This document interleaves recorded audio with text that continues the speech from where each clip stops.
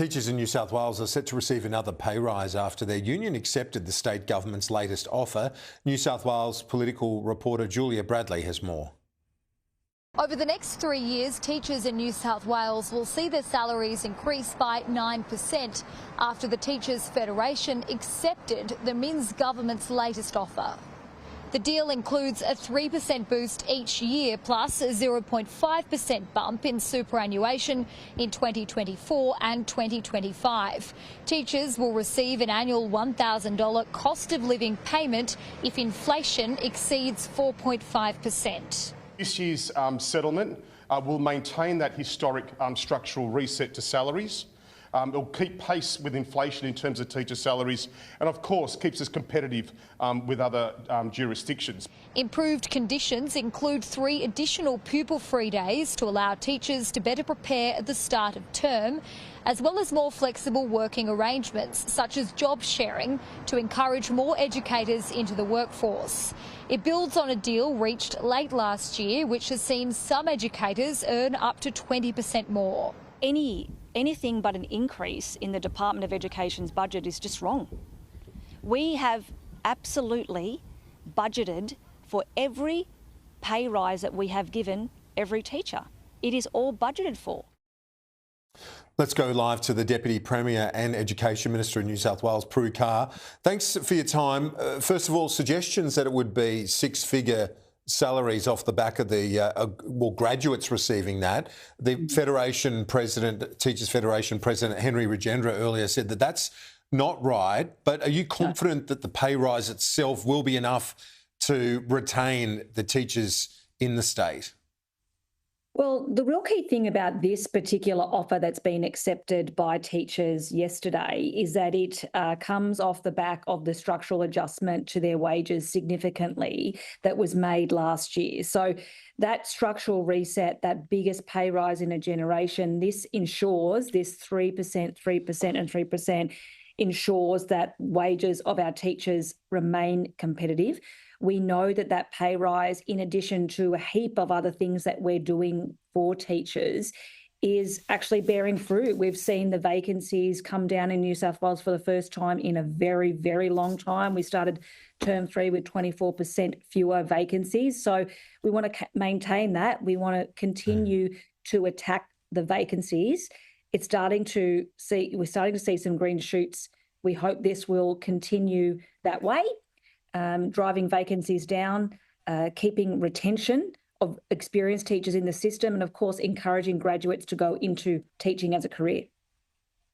Is it too far to say this right to disconnect, which has been legislated federally, should be adopted, say, from 3 p.m, which I think this arrangement does do for teachers?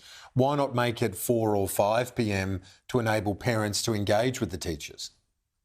There's actually nothing in this agreement that puts an hour on that arrangement in terms of digital downtime or right to disconnect. That's not the case.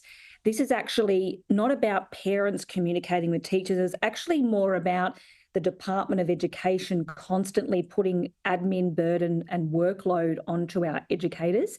So parents absolutely will continue to engage with teachers. So can you clarify for us then on how there's nothing in the agreement about 3 p.m. Okay, all right, and that includes on the department engagement as well.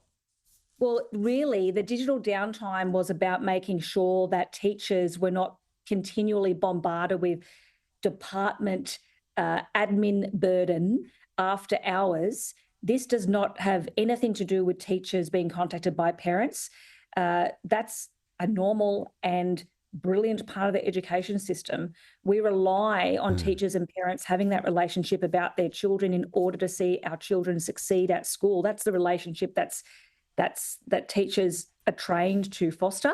And that's the magic bit about education, one of the magic bits. So it's got nothing to do with parents contacting teachers. It's more about actually getting to one of the root causes of the admin burden and the workload on teachers that saw so many of them under the previous government leaving in droves.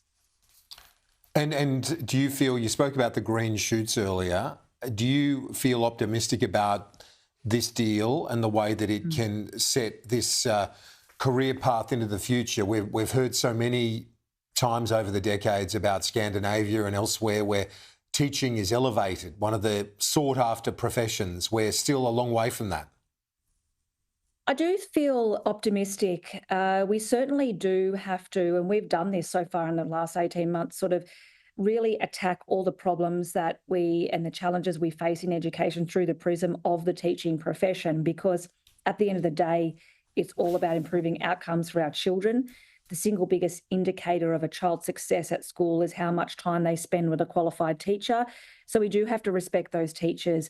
Paying them more is part of that because it's a function of respect, but also making sure they have time to actually teach, not spending all their day filling out needless paperwork, and ensuring that we're making teaching attractive. Our society actually literally depends on it. It certainly does. There's no doubt about it. It's so pivotal to the future of our society. But just finally, the Albanese government, I heard from the Federation before, they want them to step up with funding. Yep. What's your message to the Albanese government today? Absolutely. I mean, we could be doing so much more if they come to the table with full and fair funding for our public schools. That is the promise of Gonski. We've never, ever actually fully realised it. And what an opportunity the federal Labor government has to finally do that by giving full and fair funding to our public schools around the country. And they're still a way off from that? We're still in negotiations. We've been in negotiations for a while. I'm hopeful we will get there. We've really got no choice. I'm not going to be signing up to anything that doesn't do anything but deliver full and fair funding for our kids in New South Wales, that's for sure. There's the message for Jason Clare if he's watching this afternoon. Thanks, Prue. Appreciate it. Thanks, Kieran.